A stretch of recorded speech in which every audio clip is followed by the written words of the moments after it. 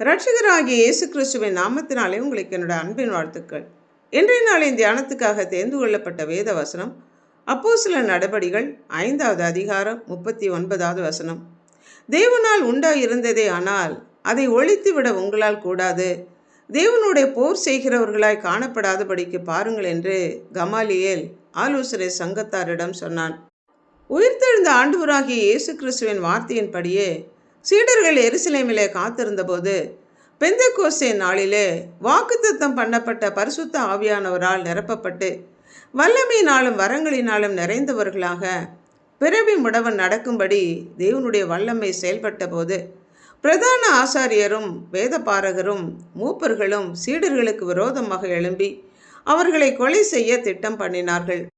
அப்பொழுது நியாயசாஸ்திரியாகிய கமாலியேல் என்ற பரிசேயன், இவர்கள் செய்கிற இந்த காரியங்களும் யோசனைகளும் மனிதனால் உண்டாயிருந்ததே ஆனால் அவைகள் ஒளிந்து போகும். ஆனால் தேவனால் உண்டாயிருந்ததே ஆனால் அதை ஒழித்துவிட உங்களால் கூடாது.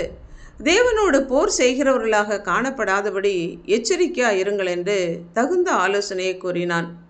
தேவனால் அபிஷேகம் பண்ணப்பட்டு தேவனுடைய ஊழியத்தை தேவனுடைய சித்தத்தின்படி செய்கிற ஊழியர்களுக்கு எதிராக கிரியை செய்வது தேவனுக்கு எதிராக செயல்படுவதாகும். அதன் விளைவு நஷ்டம் நமக்குத்தான். நம்முடைய எதிரி யார் என்று நாம் அறிந்து கொள்ள வேண்டும்.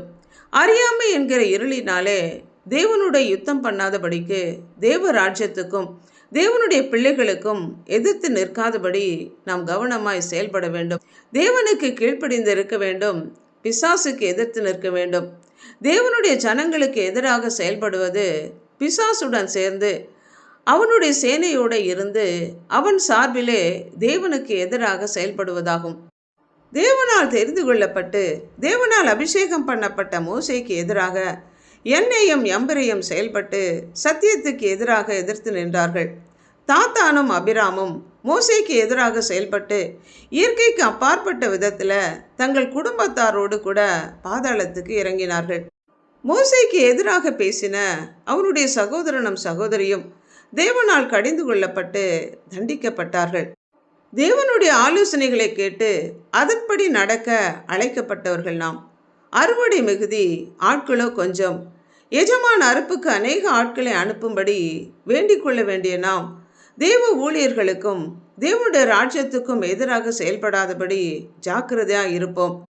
தேவனுடைய ஊழியக்காரர்கள் தவறு செய்கிறார்கள் என்று நமக்கு தெரிய வரும்போது அவர்களுக்காக ஜெபித்து தேவ சமூகத்திலே மன்றாடி தேவனுடைய கரம் இதிலே செயல்பட்டு அவர்கள் மனம் திரும்ப வேண்டும் என்று ஜெபித்து பின்பு கூடுமானால் அவர்களிடம் சென்று அவர்களுடைய தவறுகளை நாம் சுட்டி காட்ட வேண்டுமே ஒழிய தேவனை அறியாத மக்கள் மத்தியிலே தேவ ஊழியம் செய்கிறவர்களுக்கு எதிராக நாம் பேசுவது செயல்படுவது தேவனுக்கு எதிராக செயல்படுவதாகும்.